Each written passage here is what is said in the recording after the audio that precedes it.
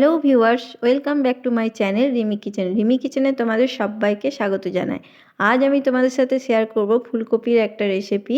ফুলকপির এই রেসিপিটার সাথে তোমরা ভাত, রুটি, নান, পরোটা, লুচি সব কিছুর সাথে কিন্তু খেতে পারবে। ফুলকপির রেসিপিটার নাম হলো ফুলকপির দো পেঁয়াজা।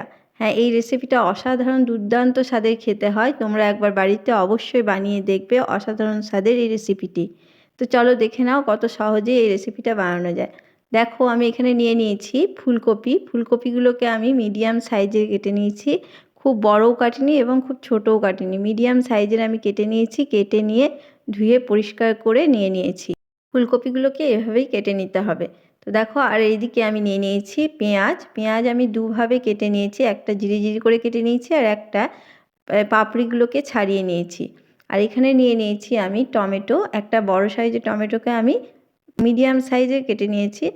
তারপরে এদিকে দেখো কড়াইয়ের মধ্যে আমি তেল দিয়ে দিলাম পরিমাণ মতন। তারপরে আমি অল্প একটু লবণ আর অল্প একটু হলুদ দিয়ে দিলাম। তো দেখো এগুলো দেওয়ার পরে এখানে আমি ফুলকপিগুলোকে দিয়ে দিচ্ছি, সমস্ত ফুলকপি দেওয়ার পরে এগুলোকে নাড়াচাড়া করে নেব।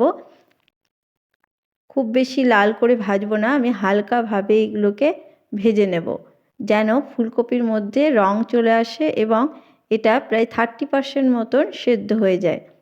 তো দেখো আমি নাড়াচাড়া করে নিচ্ছি, নাড়াচাড়া করে ভালো করে একটু কালার আসা পর্যন্ত ফুলকপিগুলোকে আমি ভেজে নিচ্ছি। ঠিক 30% মতন নরম হয়ে যাবে তখন আমি এগুলোকে তুলে নিচ্ছি। দেখো এগুলো কালার চলে এসছে, দেখতেই পাচ্ছ। ঠিক এইভাবে ফুলকপিগুলোকে ভেজে নিতে হবে, খুব বেশি ভাজবার প্রয়োজন নেই। ঠিক এরকম পর্যায়ে আমি ফুলকপিগুলোকে এবার তুলে নেব। দেখো হয়ে গেছে এগুলো, এবার আমি তুলে নিচ্ছি সমস্ত ফুলকপিগুলোকে।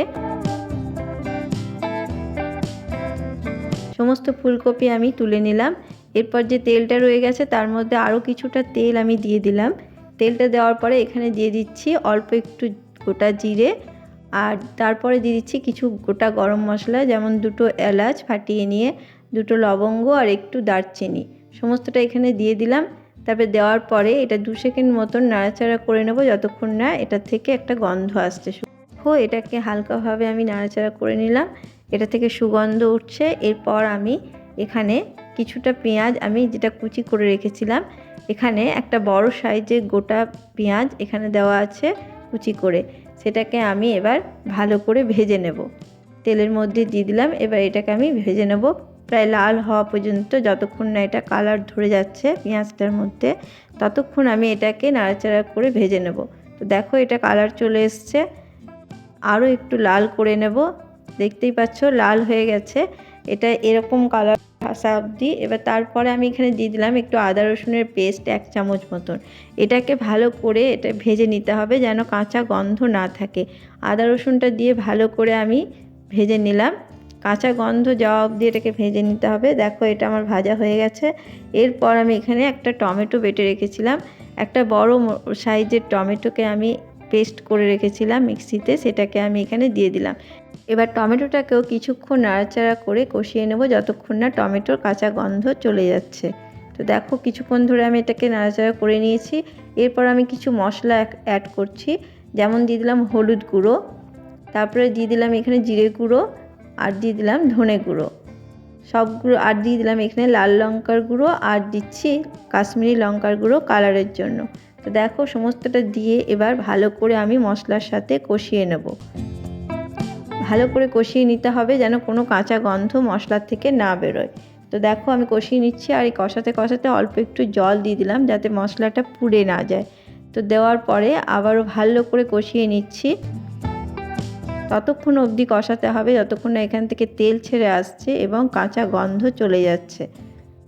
তো দেখো আমি এটা কষিয়ে নিচ্ছি। এই সময় গ্যাসের আঁচকে অবশ্যই মিডিয়ামে রেখে দেবে। এবং দেখো এরপর আমি এখানে দিয়েছি স্বাদ মতো লবণ এবং স্বাদ মতন চিনি। আমার চ্যানেলে কিন্তু আরও ফুলকপি রেসিপি দেওয়া আছে, চাইলে দেখে আসতে পারো। চিনি আর লবণ দেওয়ার পরে ভালো করে কষিয়ে নিচ্ছি। এবার একটু অল্প জল দিয়ে দিলাম, জলটা দেওয়ার পরে ভালো করে কষিয়ে নিতে হবে। এটা ততক্ষণ অবধি কষাবো যতক্ষণ না এটা থেকে তেল ছেড়ে আসছে। দেখো তেল ছেড়ে দিয়েছে এবং কালারটাও খুব সুন্দর হয়ে গেছে, দেখতেই পাচ্ছ। ততক্ষণ অবধি কিন্তু এটাকে কষিয়ে নিয়েছি। আরও একটু সামান্য জল আমি এখানে দিলাম। জলটা দিয়ে ভালো করে নাড়াচাড়া করে কষিয়ে নিচ্ছি। তো কষানো আমার হয়ে গেছে। এরপর আমি যে ফুলকপিগুলো ভেজে রেখেছিলাম সেই ফুলকপিগুলোকে এখানে যোগ করে দিচ্ছি। সমস্ত ফুলকপি আমি এখানে দিয়ে দিলাম। ফুলকপিটা দেওয়ার পরে ভালো করে মশলার সাথে ফুলকপিটাকে কষিয়ে নিতে হবে। এমনভাবে কষাতে হবে যেন সমস্ত ফুলকপির মধ্যে মশলাটা ভালো করে মিশে যায়। তো দেখো এরকমভাবে পুরো মশলার সাথে ফুলকপিটাকে আমি কষিয়ে নিচ্ছি। দেখতেই পাচ্ছ পুরোটা কষিয়ে নিলাম। এবার সামান্য একটু জল যোগ করলাম। জলটা দেওয়ার পরে ভালো করে আরও কিছুক্ষণ আমি কষিয়ে নিচ্ছি। আর রেসিপিটা যদি ভালো লাগে অবশ্যই সাবস্ক্রাইব করে দিও বন্ধুরা। তো দেখো কষিয়ে নিয়ে আমি এটাকে এবার 5 মিনিটের জন্য সেদ্ধ হতে দেব। দেখো 5 মিনিট হয়ে গেছে। 5 মিনিট পর আমি এটা দেখে নিচ্ছি। এটা কিন্তু অনেকটাই সেদ্ধ হয়ে গেছে, প্রায় 80% মতন সেদ্ধ হয়ে গেছে। এরপর আমি এখানে কিছুটা কাসুরি মেথিকে নিয়ে হাতের মধ্যে ঘষে আমি এখানে যোগ করে দিলাম। কাসুরি মেথিটা দেবে অবশ্যই, তাহলে খেতে দারুণ লাগবে।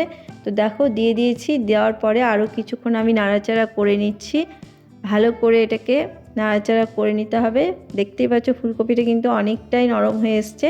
এই পর্যায়ে কিন্তু যে টমেটোটা আমি কেটে রেখেছিলাম মিডিয়াম সাইজে, সেই টমেটোটা দিয়ে দিলাম এবং এখানে যে পেঁয়াজের পাপড়িগুলোকে ছাড়িয়ে রেখেছিলাম এবং লঙ্কা 4-5টা লঙ্কাকে আমি এখানে ছিঁড়ে রেখেছিলাম সেইগুলোকে সমস্ত যোগ করে দিলাম। এই পর্যায়ে যোগ করলে এগুলো ক্রাঞ্চি ভাবটা চলে যাবে না। পেঁয়াজ এবং টমেটোর যে ক্রাঞ্চি ভাবটা সেটা কিন্তু চলে যাবে না। আর দো পেঁয়াজার মানে এখানে 2 রকমের পেঁয়াজের ব্যবহার করা হয়েছে, সেই জন্যই এটা দো পেঁয়াজা নাম। তাই 2 রকমভাবে পেঁয়াজ আমি এখানে দিয়েছি। এরপর এটাকে আমি আরও 5 মিনিট মতন ভালো করে ভাপিয়ে নেব। তো দেখো ভালো করে এটা আমি করে নিয়েছি। এটা কিন্তু পুরো রেডি হয়ে গেছে, দেখতেই পাচ্ছ। এই শেষ মুহূর্তে এখানে একটু নাড়াচাড়া করে নেব। ভালো করে এটাকে আমি নাড়াচাড়া করে নিয়েছি। দেখতেই পাচ্ছ পেঁয়াজগুলো কিন্তু গলে যায়নি, প্রায় ক্রাঞ্চি ভাব এটা এখানে থাকবে।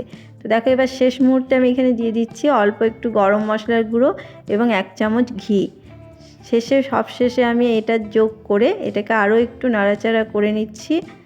আরেকটু নাড়াচাড়া করে নিয়ে এটাকে স্ট্যান্ডিং টাইম দিয়ে দিলেই কিন্তু এটা আমার তৈরি হয়ে যাবে। তো দেখো এটাকে আমি স্ট্যান্ডিং টাইম এবার গ্যাস বন্ধ করে রেখে দিয়ে এটাকে আমি ঢাকা দিয়ে রেখে দিয়েছি। এবার দেখো এটা পুরো রেডি হয়ে গেছে। দেখতেই পাচ্ছ কত অসাধারণ দেখতে হয়েছে।